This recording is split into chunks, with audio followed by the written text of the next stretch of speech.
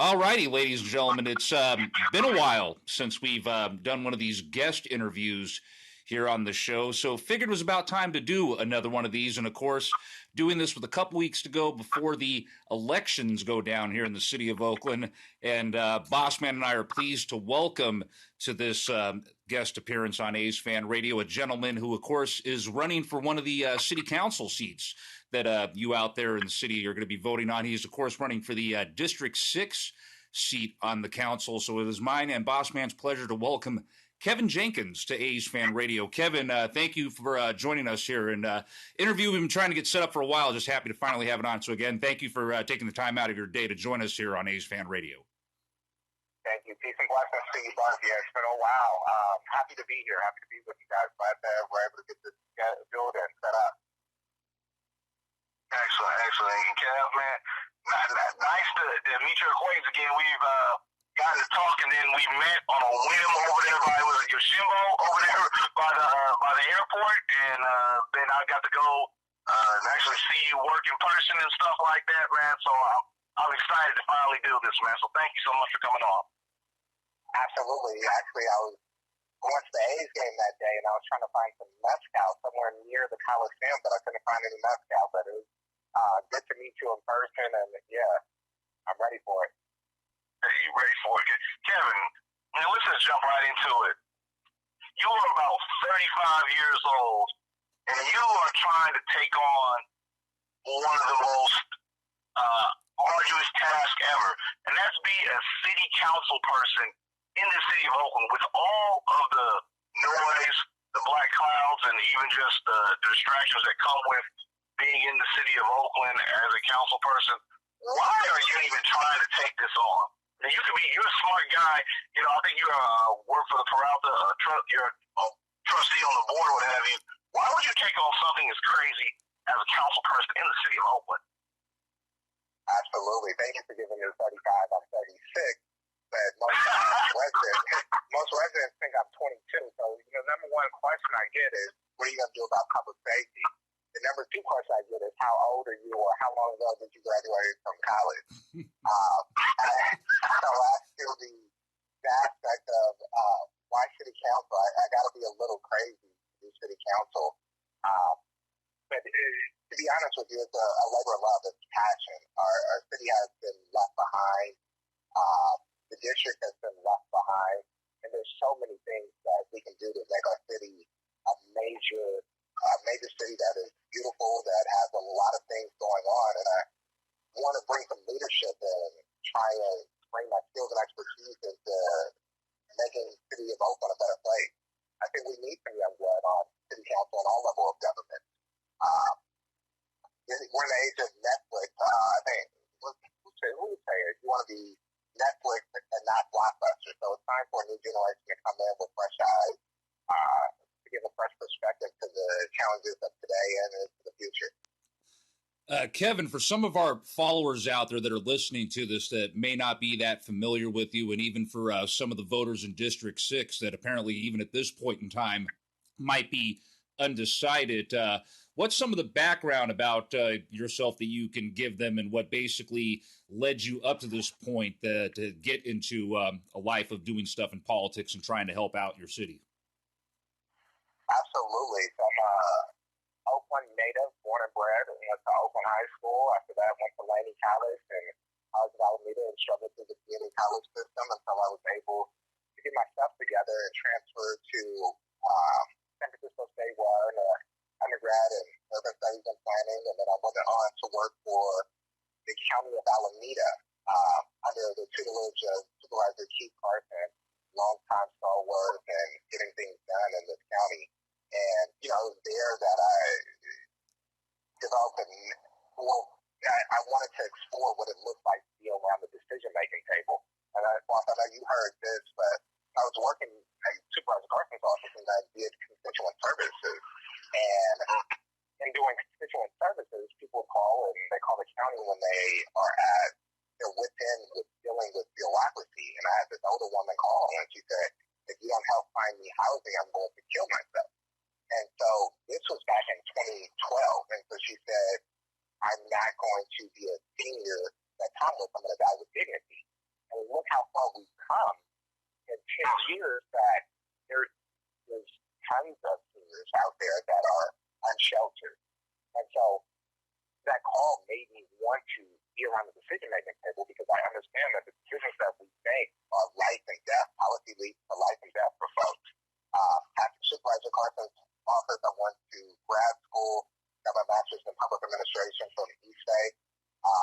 I got elected to the Bauce Board of Trustees, and right now I'm the director of housing for a large nonprofit in the area. So I think those skills uniquely prepare me to deal with some of the most challenging issues that we have as a city: homelessness, housing, public safety, things that we need to take care of to make sure that our city and the youth reach their fullest potential. I like, Bauce, real quick, before, didn't mean to cut you off real quick. I just want to point out, I like the fact that, by the way, this happens to be a gathering of 3 individuals that are products of Laney College. That's actually a real cool little tidbit for everybody. Yeah, because Bauce went there I forgot exactly when Bauce went there, but I went there. What do you mean many years ago? You trying to call me old? Are you trying to call me old? Well, you and I talk about on the show how we feel like we're old, so. Okay. Well, I'm in 2001, 2002, 20-something years ago, man. So, yeah, you guys are guessing what my age is. You guess. Yeah, and then of course I went there from 2011 to about 2015 doing stuff in the media department. But yeah, I love that. That's a cool little thing. In fact, a little get together of some old Laney cats on this interview. That's dope. Go ahead, Bauce. Yeah, but Kev, I just gotta ask you, because you were mentioning homelessness and housing. When you go, by the freeway overpass over there, when you kind of go to West Oakland off San Pablo or whatever, and, you're going up there and you see, before you get to market, you see a lot of the homeless encampments, or you might go to the east and you see that as well, or you go over by East 12th, where they used to have that one homeless encampment over there by the lake. But when you just go around these different parts of the city, what kind of thoughts go through your head when you see people struggling so mightily in your hometown? So it's interesting. I think we as Oaklanders have become a bit numb to it. And I don't know if you guys saw on Twitter, the celebrity that posted, who was riding through Oakland, and she posted some of the encampments going, I think that's over there by East 12. And I think it was a wake-up call to Oaklanders. But, we see it every day, and some people take alternative routes so they don't have to do it. But it's almost like we're living in a third world country. Capitalism is squeezing those at the bottom so much that we are living like this. And so it's one of the challenges of our generation to ensure that people have housing. Yeah, definitely. With that, just to kind of follow up on that, what do you envision when you get into office, assuming that you do win? I have my own opinions about that, we can express later, but that you do win. What quick moves could you make to help out with the housing efforts in the city of Oakland? So I think the most important thing that we can do is prevent people from falling within the cycle of homelessness. Because the cost and the effort to lift folks up out of the cycle of homelessness is a lot more than what it would take to just provide stabilization funds. And sometimes folks just need a little help. Sometimes it's a loan transmission, and you have to decide between paying for that transmission or paying rent. And if you don't pay for that transmission, you're not going to be able to get to work. And so working with our CBOs to make sure that that we have stabilization funds and that folks don't fall within the cycle of homelessness is one of the most important steps that we can take. One of the things I noticed out there, and I kind of wanted to throw this question out there, it was something you actually mentioned on Twitter a little while ago, but just in case if anyone out there missed it, from walking around the district and talking to potential voters and members of the city out there, what are some of the things that they've asked you that you've taken away and have thought about that are actual legitimate concerns, and what are some of the things that I guess per se you can say are way the heck out in left field on top of the light tower in left field? Yeah, I had to block a Twitter troll that's known as spam for using my tweets as content for for their shady YouTube page, but I get the gambit of things when I'm out there. A lot of times it's public safety. People just want to feel safe walking around their neighborhoods. Traffic safety is a big one. Ensuring that kids can go across the street, in East Oakland and pretty much almost all of Oakland now. A stop sign is optional, red light is optional. I had a friend come out from Stockton and she said, Kevin, is it normal for me to be stopped at a red light and someone to drive around me and run that red light? And I said, absolutely.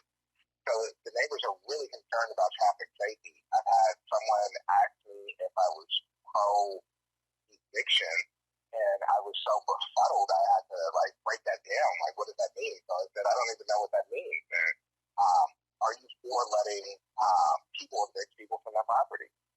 That's one of the more out there things that I've got, because I've never heard the words pro and eviction be mentioned in the same context before. I've never heard those two words be put together.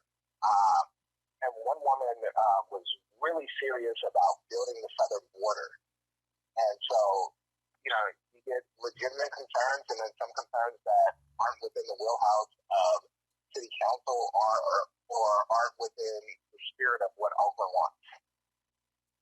Wow, they usually talk to you about the southern border. It's kind of out there. I mean, the borders you only care about, go from basically Durant, not even Durant though, but pretty much District 6, but you care about Oakland. So pretty much by the border of Emeryville and all the way to where the border of San Leandro's at, is what you ultimately care about as a council person. So it's just mind-boggling. So just kind of switch gears here, because we are a sports podcast, whatever.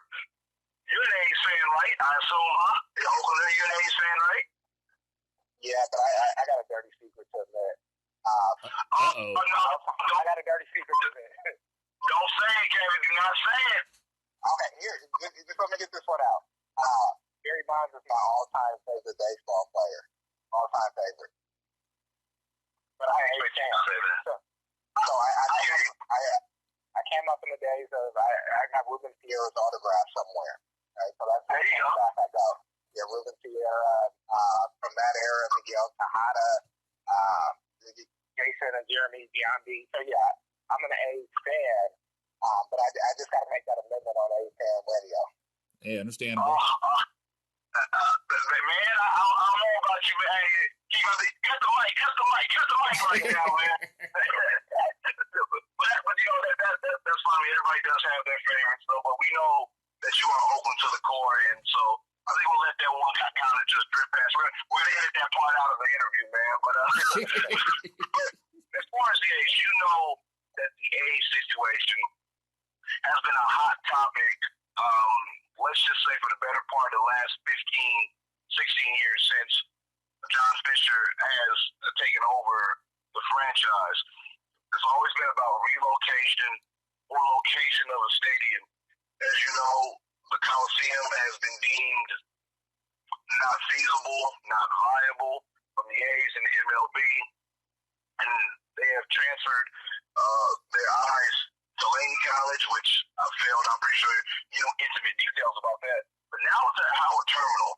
And with Howard Terminal, with the so-called man-made deadline having to pass, what are your thoughts about Howard Terminal, and what things would you like to see if you are to win in a few days? If you are to win, what things would you like to see for Howard Terminal to get your yes vote? That's a good question. I'm glad you framed it like that, because most people say, are you for Howard Terminal or against Howard Terminal? And I'm like, I haven't seen a proposal from the A's. So, I wouldn't know if I'm pro or in opposition of Howard Terminal. I went to the A's game, the one that I was telling you about, and I just saw so many older black folks working at the stadium. And it brought so many memories back to me going and seeing the games with my mother and sister. So, I would love if the A's would stay. I would love for the A's to stay. When it comes to Howard Terminal, we just can't get into a 1995 deal that we got into with the Raiders where we're still paying. And they weren't committed to Oakland, or they say rooted in Oakland. To this day, we're still paying tens of millions from the city and tens of millions from Alameda County. So we got to make sure that the community benefits agreement are right. We got to make sure that the A's are truly invested in our community and want to continue being here. And we got to make sure that the on-site and off-site affordable housing is right. But I look forward to seeing the proposal and seeing what that looks like. But right now, those are the things that I look forward to hear. Let's go ahead, and since we're on the subject of Oakland sports, kind of, keep it there for a little bit. Don't know how much of, if you follow soccer at all that much, but obviously last couple of years, there is a team that's kind of basically now on the rise in Oakland, and that's, of course, being Oakland Roots SC. What are some of your thoughts about them and, or what you've heard about them? And obviously, they're a squad now that's obviously begun the pursuit of looking to move into a more permanent venue themselves. They're right now temporarily pretty much playing their home games where we all used to go to school over there at the football field over there by Lady College at the moment. Yeah, the Oakland Roots are great. I met with them last Friday, and it kind of reminds me of the tailgate at the Raiders game. So while nothing can ever get there to that feeling of spirit of community, you can go to a Raiders tailgate game with no ticket, no money. Somebody's going to offer you a drink. You're going to eat some good barbecue, and somebody might offer you a free ticket to the game. And so I feel that kind of spirit at the Roots games where we're really proud of this team, and we're coming around this team. So I hope that they're able to find a place, maybe, I don't know where they're looking, but I hope they're able to find a place that's permanent and that will help them be successful and prosperous.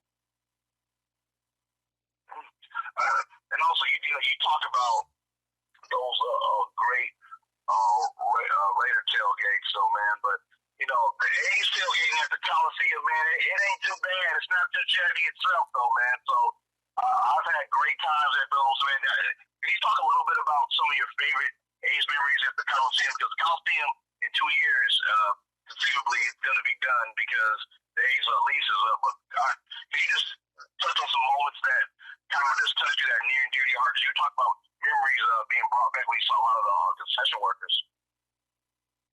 Yeah, boss. I just got to ask you, how many people you see getting arrested at A's tailgate? Oh, no, you don't. You know, it's a different vibe, though. I mean, the not on those towers and stuff looking for the drama, though. It's a different type of crowd, man. It is. Right. But to answer your question, the A's used to have, what was it, $2 Wednesdays or something like that? Yep, I remember that. Seems like that was forever ago. So, exactly. I think I was in high school or middle school, go with some of the friends from the neighborhood, go get a hot dog, go to the A's game, be able to just have some entertainment, root for my local home team. So, that's what I miss most about the A's if they're leaving the Coliseum site, or when they leave the Coliseum site, is being able to get some entertainment as a young person and support over there. So, yeah. Obviously, besides the A's and the Roots and all that, are there any other teams here in the area that you follow, or kind of a little bit of your background, I guess, as as a sports fan per se?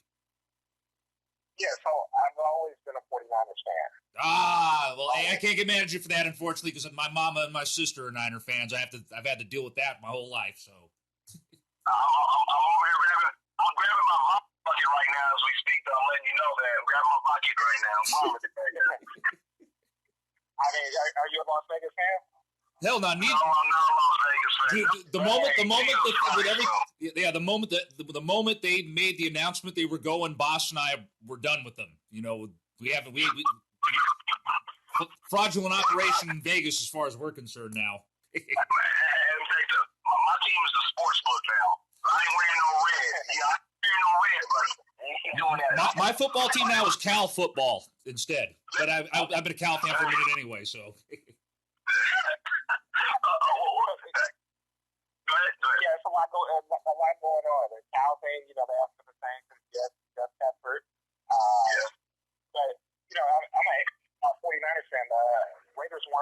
Oakland when I was growing up. They came back, and I had already started rooting for the 49ers, but the Warriors, of course, I think they're going to have a pretty good season. We got to get the young guys to play. Moody and Kaminga didn't have such a great game last game, but we got to get him going. But, those are the teams I generally root for. Yeah, I hear you. I hear you on that. So just to kind of circle back to the campaign, because, in a few days, I think, where are we at? We're a little over 2 weeks now until, things are going to be decided. You are going up against, I believe, what's his name? Session, Mr. Session. I can't think of I forgot his first name, but you're going to Yaku Pasula, Dazzle Boy, and Nancy Side both of them. Tell us right now, and this is really for viewers and potential voters in District 6, why is Kevin Jenkins the person to lead District 6 now into the future? Absolutely, that's a good question. I have the experience, I have the passion, and I'm ready to lead from day one. So I'm the only one in the crowd that's been over a budget that's over $150 million. I'm the only one that's been elected, only one that's worked together with elected colleagues to get things done for a constituency. I'm the only one that's worked in local government. So there's some stark differences in the field, but I think I'm the one that's ready to lead from day one. And we got some real serious issues in Oakland. And policy matters. And the ability to make policy matters. I was telling, we were at a forum, and we were having disagreements about policy and everything. So I told the crowd that how deep policy matters. Do you guys remember the poly class case? Oh my God, yes. That's back then. It's like 1993, man. Oh my God, to go to was it Petaluma or whatever, San Jose area up there. Yep. I remember that vividly too. So what came from that was the 3 strikes policy, right? Which had unintended consequences and put a whole generation of black men behind bars. So you gotta have somebody that's serious, that knows how policy works, and that has foresight into the future on how that policy is going to affect our city. And so I think that's why my ability working with policy and understanding the policy sets me aside from the rest of the field. I'll go ahead and make this be my last question, because I know both of you gentlemen probably have things you got to get to here before the rest of this Friday is over with. Kevin, for those out there that want to get more information about you and the campaign, where are the various websites and areas across social media that individuals can get your info at? Okay. JenkinsForOakland.com. That's JenkinsForOakland.com. You can find me there. Twitter, it is Kevin Jenkins OAK. I will block you if you're trolling. Kevin Jenkins OAK. And I got something, I was. It's a tough one, Kevin. This is a tough one. You are conceivably, if you do win, are taking over for Lauren Taylor. And I have not seen any endorsement from Lauren Taylor, and it's kind of funny because you guys are both well-educated black males. One would think that you guys would kind of be on the same plane, kind of have your visions aligned. Why is that not the case? Or maybe am I reading into it wrong? I mean, I know Lauren, we're part of the same organization, the 100 Black Men, and I've talked with Lauren a number of times.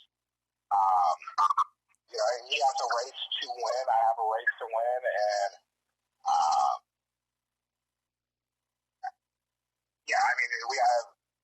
we have different visions for what Oakland may look like. And so if he wins and I win, we'll work together. If not, it is what it is. Well, because I asked that, the reason why I asked that, and it's just, the public does have to know, because I've seen kind of a billboard, kind of an advertising thing on Twitter, where you're going to be walking the block with his political rival, if you will, his opponent, Shane Cowell. Is that happening Saturday or Sunday? hosting near Concordia Park. Shang and Shang has been really helpful to my campaign, and I think, as I was saying, and Shang was a valedictorian of merit, so she's a prof alumni as well. So, Shang deeply cares about Oakland, is passionate about the work, and has what it takes to get the job done. So Shane would be your number one for mayor in a couple of days. Is that what you're telling us right now? I'm rolling with Shane. You're setting the softballs for the last part of the interview. Yeah, I'm definitely with Shane. Definitely. Well, that's all I have. I mean, Kev, I'll talk to you all day about Oakland and things that are going on with this city, but man, I thank you so much. I mean, you definitely have my support. I love what you're doing. I love what the people who you've connected with, and I hear a lot of good things from other people about you, good things I already know, but, just prayers over you, man, as you go out there and you campaign, and that you bring this one on home, and that, years down the line, we talk about this interview, that you've helped things kind of move on. But one last thing, I was going to ask you this, and I forgot to ask you. You now, if you do win, the Coliseum district is in District 6. Am I right or wrong? Absolutely. It's got redistricted into the district. Okay, so since it got redistricted in, I'm pretty sure you're familiar with the AASCG. What do you feel about the AASCG and their plans to redevelop the Oakland Coliseum site with, housing, jobs, with sports and entertainment being the anchor? AASCG has done everything right when it comes to development. People in East Oakland are afraid of development. It's the last place Black folks are congregated, and so they don't want to get displaced. But AASCG has really galvanized the community, gone into the community and talked with the folks, seeing what it is that they want. And so I'm really excited about this project. And hopefully, if elected, I'll be able to champion it on city council. And there's so many possibilities of what can happen. We have billions of dollars of infrastructure right there at the Coliseum. We have BART coming through. We have AC Transit coming through, the Oakland Airport, Amtrak. So there is so much potential on what can be done, and it's unlimited. I hope I come back in 10 years and say, what we got here is better than Santana Row. And I have the deep belief that the leaders of AAFEG is going to make that dream a reality. Kevin Jenkins, ladies and gentlemen, running, of course, again for the District 6 seat on the Oakland City Council, and you definitely have my support as well. I happen to also be a resident of District 6 right up here on the Eastmont Hills, so yeah, you definitely have my support, and you have the support here of the show. Kevin, again, thank you for your time, and enjoy the rest of your day, and thanks again for coming on the show. Thank you so much. Look forward to coming back in December if I win. So, definitely, that happens to be for sure. Make sure to arrange that.